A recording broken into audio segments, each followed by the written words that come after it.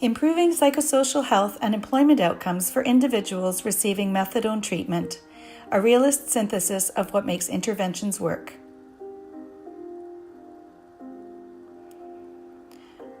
Opioid dependence is a complex physiological and psychological disorder that has significant social implications for individuals, families, and communities.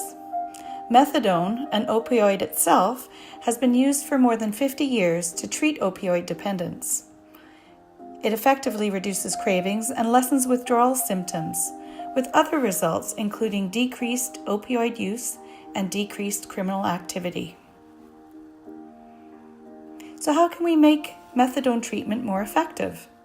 Research suggests that methadone treatment is even more effective if other interventions such as counseling and other support services are offered.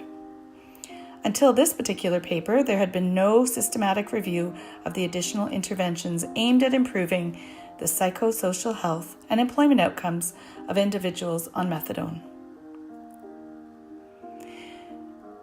The researchers of this paper asked, what formal interventions work or don't for individuals on methadone to improve their psychosocial health outcomes and/or their employment outcomes? Formal interventions were defined as those that are formally planned and implemented and usually funded, as opposed to informal interventions such as those developed and implemented by family members. Realist synthesis. This method seeks to understand why interventions work or don't in some contexts and not others, in some populations and not others. The approach accepts that social interventions are complex and messy due to the human factor, and the aim of this process is to provide detailed information about the contexts and mechanisms which explain how, for whom, and in what circumstances the interventions work. Candidate theory. A pattern became clear early in the analysis. Attendance at the intervention was associated with positive client outcomes, and non-attendance was associated with poor outcomes. However, some clients with positive attendance also had poor outcomes, suggesting that attendance alone did not account for the positive outcomes. Through analysis, it became clear that the interventions had to be engaging and command clients' attendance and active participation. Successful engagement appears to occur in three contexts. First, client-centered, where the client identified issues important to them. Second, context where socioeconomic challenges of a client's life are recognized and responded to.